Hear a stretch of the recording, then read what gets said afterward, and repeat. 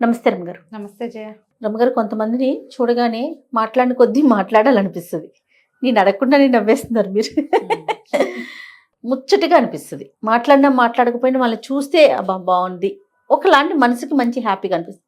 కొంతమందిని చూస్తే రమ్మగారు అవసరమైనా మాట్లాడాలని అనిపించదు అసలు. ఎప్పుడు మొహం ఒకలాగా పెట్టుకుని దుమా దుమా దుమా దుమా కనిపిస్తారండి. కానీ నలుగురిలో ఉంటే చాలా ఇబ్బంది కాదు? నేను ఒక్కడినే ఒంటికైసి ఒంటికొమ్మన్నట్టు ఉంటారు కదా, ఎవరు ఉండరేమో అనిపిస్తుంది నాకు. కాదా రమ్మగారు? చూస్తారా మీరు అలాంటి వాళ్ళని? కొంతమంది తత్వం జయ. ఎట్లా రమ్మగారు? కష్టం కదా. కష్టమో నిష్ఠూరమో వాళ్ళ జీవితాలు వాళ్ళని అంతే. వాళ్ళు ఫ్యామిలీతో ఇబ్బంది, పాపం ఫ్యామిలీ మెంబర్స్ ఇబ్బంది పడతారు. సరే వాళ్ళంటే తప్పదు, భరిస్తారు. బయట సమాజంలో ఏవో అసంతృప్తులు జయ. లోపల పాపం ఏదో అసంతృప్తి, ఏదో డిస్సాటిస్ఫాక్షన్. తాము అనుకున్నట్టు అవ్వలేదు, తాము అనుకున్నట్టు ఉండలేదు, తను కావాలనుకున్న చీర కట్టుకోలేకపోయాం, కావాలనుకున్న నగ పెట్టుకోలేకపోయాం. అదే ఎదురుగుండా వాళ్ళు పెట్టుకున్నారు, అవతల వాళ్ళు చేయగలుగుతారు, నేను చేయలేకపోతున్నాను అయి ఉండొచ్చు. లేదా ఈ అసహనం, మనుషుల్ని భరించలేకపోవటం, ఏమంటారు దాన్ని, ఇరిటబిలిటీ, ఇరిటేట్ అయిపోవటం పెద్దానికి. దాంతో వీళ్ళకి నవ్వేలా వస్తుంది పాపం.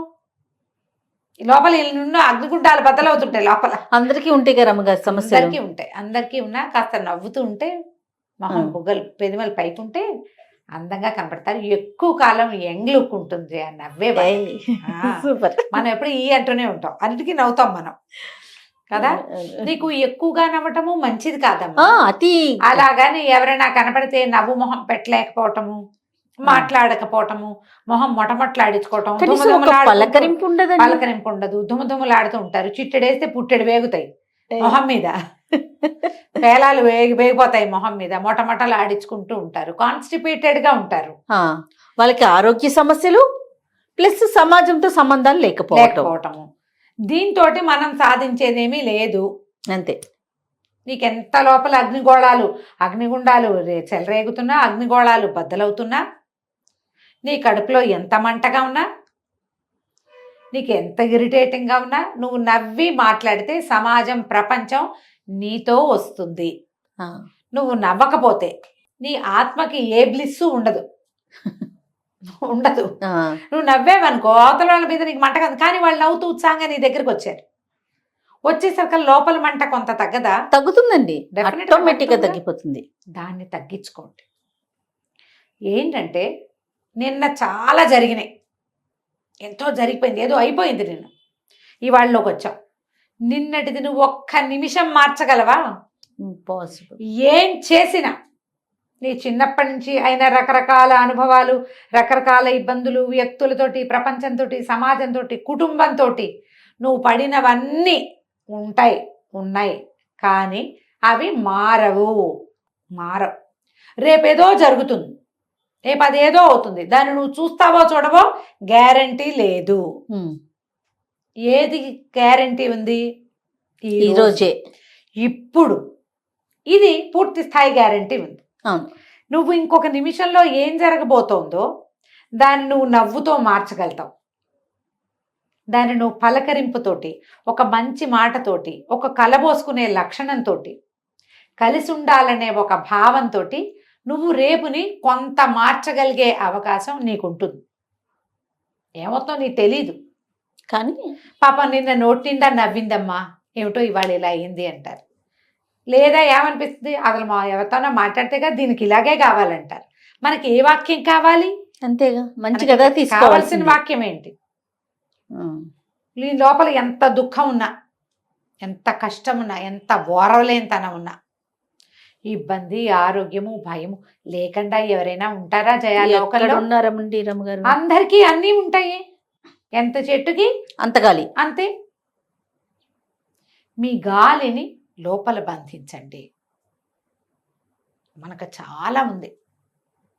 కానీ నలుగురిలోకి వెళ్ళినప్పుడు, నలుగురు మనం ఎదురైనప్పుడు, ఎవడైనా ఒక్కడు ఎదురైనా సరే ఒక మంచి మాట, ఒక నవ్వుతూ, ఒక పలకరింపు, దిగమింగుకుని ప్రవర్తించడం ప్రారంభించారా, జీవితం బాగుంటుంది.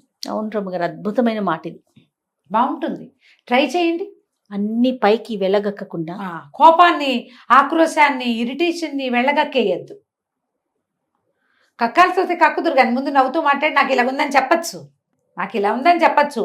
నువ్వు ఒక నవ్వి మాట పలకరింపు ఒక ఒక సముదాయింపు ఏమీ లేకుండా ఆక్రోశాన్ని వెళ్ళగక్కితే పారిపోతారమ్మా మీ దగ్గర నుంచి ప్రజలు. అవును.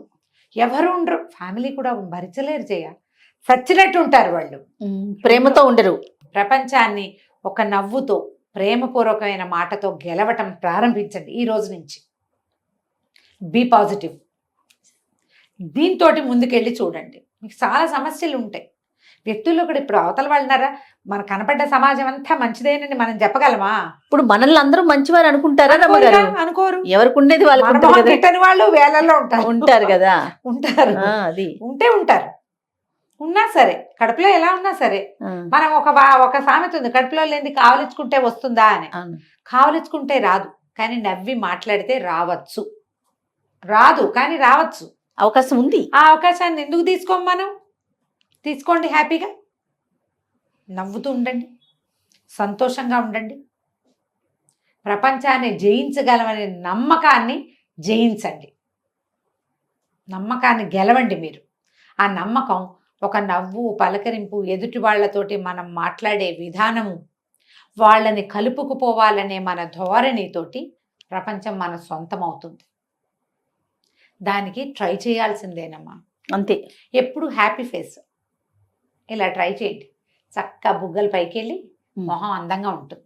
ఆడైనా మగైనా కదరమ్మగారు, ఎవరైనా ధుమధుమ రాయిళ్ళు అందరూ కూడా ఇంట్లో ఆఫీసులో ఏదో అవుతుంది, ఇంటికి వచ్చి మొహం మార్చుకుని పెట్టుకుంటారు, అన్నిటికీ పోట్లాడతారు, కయ్యమంటారు.